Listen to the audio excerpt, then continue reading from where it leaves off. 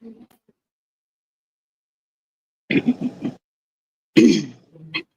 everyone, Assalamualaikum, Namaste, Sachikal. So my name is Manab, Freelancing Wali. I'm 11 years old and I'm not everyone. It's student at Johannes Online Academy. So today we are joined by a very wonderful guest,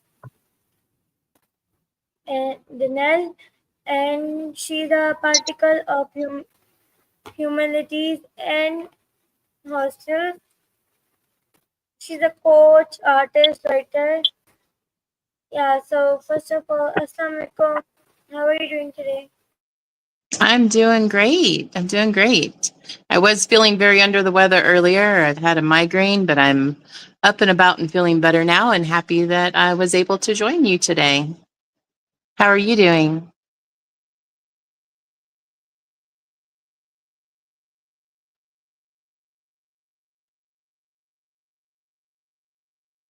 It appears that we're frozen again.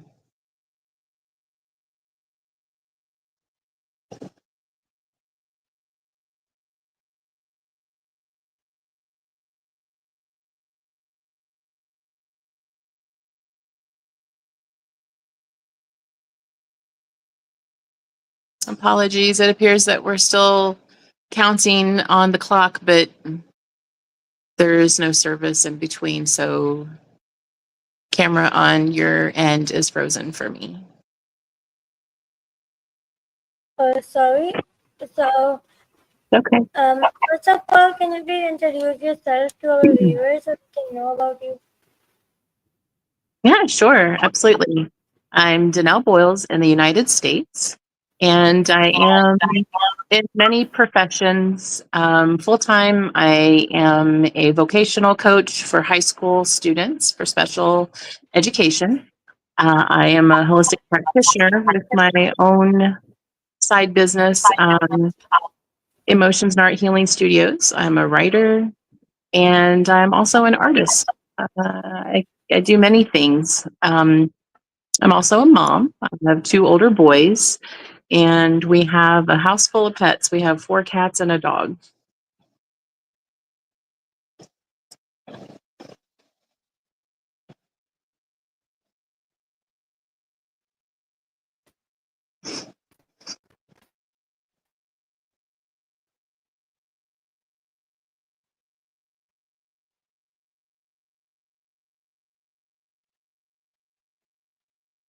Unfortunately, technology is not on our side today.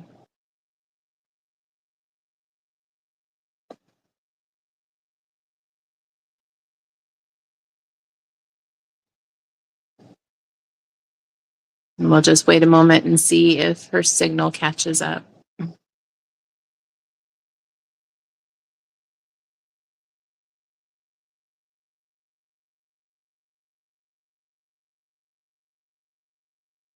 I guess in the meantime, I can go ahead and tell you a little bit more about myself. Unless she unfreezes here in a second. Are you back with us? Oh, that's great. So now my next question is, what role does compassion play in humanities? What role does compassion play in humanities? It's probably the most important role in being compassionate and with the need of humanity and the need for humanitarian work. In order to do the work in humanities, you have to be compassionate of other people's circumstances, and typically without judgment, because you have to be able to help and work alongside people with an open heart. It requires a lot of compassion.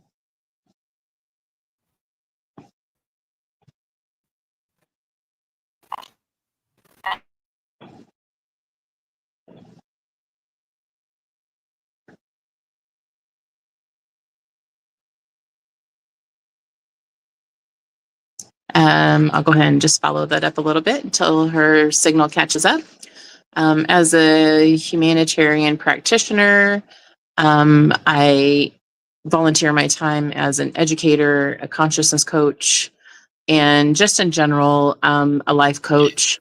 I do a lot of energetic practicing through humanitarian work, and alongside with compassion that requires a recognition of very much in all the work that I do.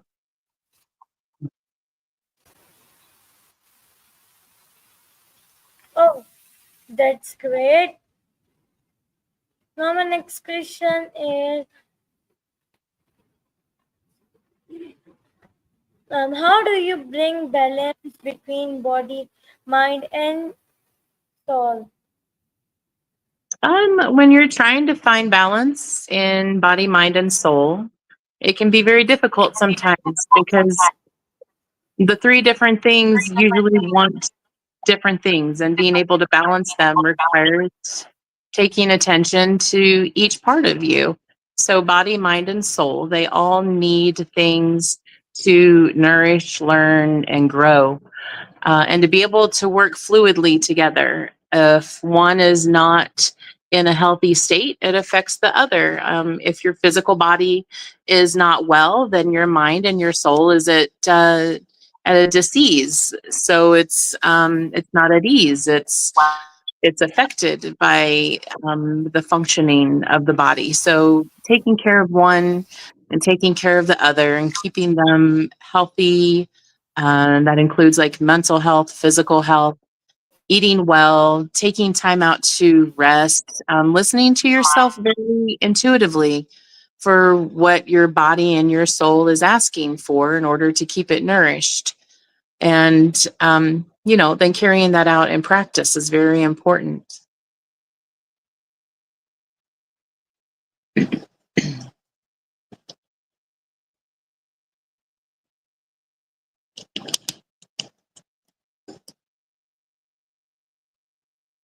And we're froze up again. So I'm going to go ahead and follow that up with some things that you can do to help keep the body, mind, and soul in balance. Like I said, is one of the number one things is to nourish the body. And that's with food, rest, making sure you're getting sufficient rest, which most of us know that a lot of these things are very important, but it's easy to disregard them. Doing meditation, listening to relaxing music, doing things you enjoy, even just everyday things, hobbies, painting, and spending time with friends. All these things are very important for bringing balance into that aspect.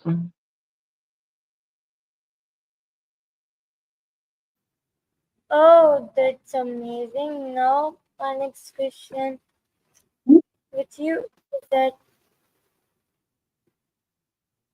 how hmm, um, how do you help people expand their awareness?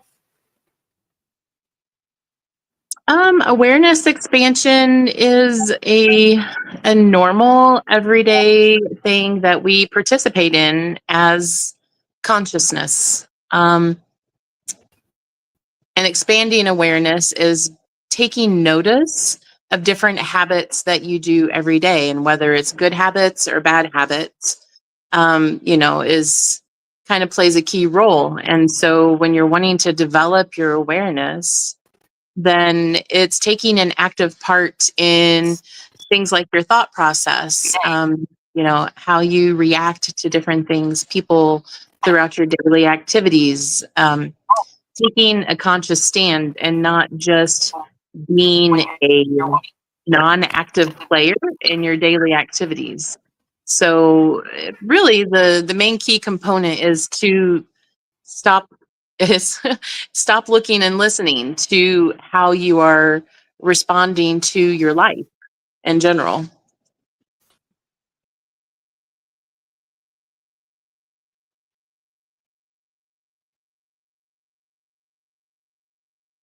Uh-oh, we lost her altogether. Her camera is gone too.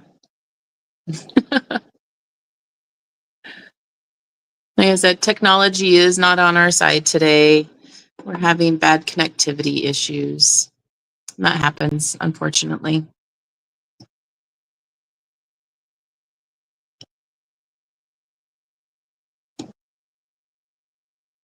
I really hate to speak ahead too much without her here so that I'm answering the questions that she is wanting. But I can continue on with a little bit of that as far as like expanding awareness. It really comes down to conscious awareness, and that's when you actually realize that your consciousness is something that is separate from your being, and that it actively plays a role in your day-to-day activities. It's kind of goes hand in hand with when we're teaching how to have good character. When you're teaching how to have good character, you're teaching an individual to take an independent notice of their thought process and their reactivity, and the kind of role that they play in their own free will of thinking.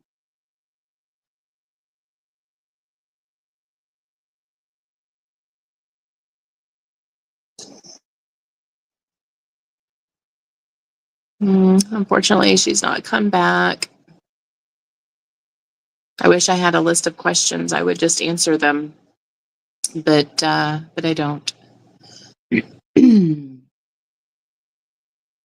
As a holistic practitioner, this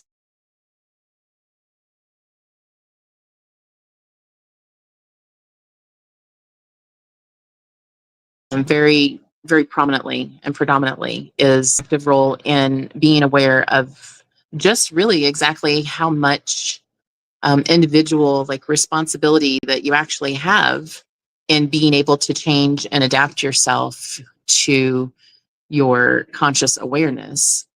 It's kind of like breaking out of a mold and breaking out of a pattern, where people just kind of go through their daily activities and they don't take notice of a lot of what they're doing in reactivity and in like emotional responses.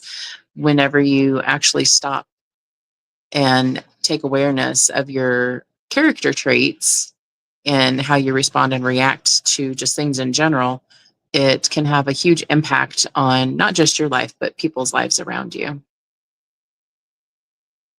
Hello, dear. Hello. Okay, so that's good. Now my next question is that what role does surrender play in divine guidance? What role does surrender play in divine guidance? Oh, so surrender has everything to do with following divine guidance. And what that means is that you hold faith.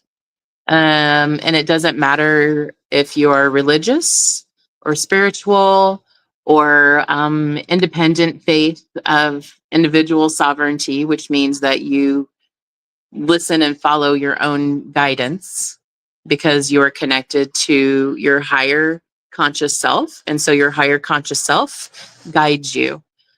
So whichever component of divine guidance that you follow, surrendering to it is very important because you are holding faith that your highest alignment and your highest pathway is always going to be there in your best interest. And so it's being able to believe in that God's going to take care of you, or that your spirituality is going to guide you in the right direction, or that your higher self is directing you into the right pathway, and that it is bringing to you what you need, but also bringing you to where you need to be to help other people. And whether that is developing manifestation of things that you want for yourself and in your life, or if it's developing a manifestation for things for other people, divinely releasing the need to control. And so when you do that, then things just kind of fall into a divine pattern of just happening the way that they are supposed to be. It can be very hard. People don't like to release control.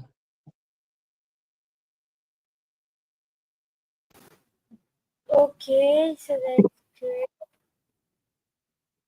Now, would you like to give any advice to our viewers? I'm sorry, I couldn't hear what you said. I said, can you please give our viewers the last advice? Some advice? You want advice? Are you wanting to close out the interview now? Yeah. Okay. Typically, whenever I give advice, my biggest go-to is to always learn. It's very important to always learn, and it doesn't matter if it is in a classroom setting, college, or kindergarten through graduation type settings, or even as an adult that wants to continue their education.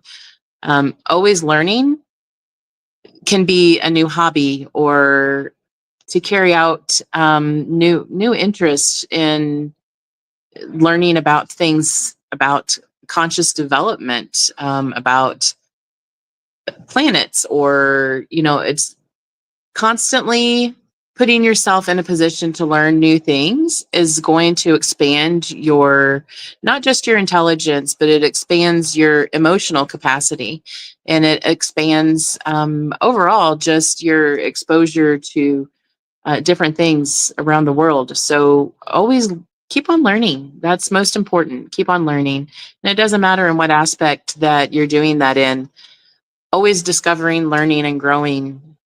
It's very important in life. Okay, thank you so much for your advice. Yeah, Okay, absolutely. Allah Hafiz everyone.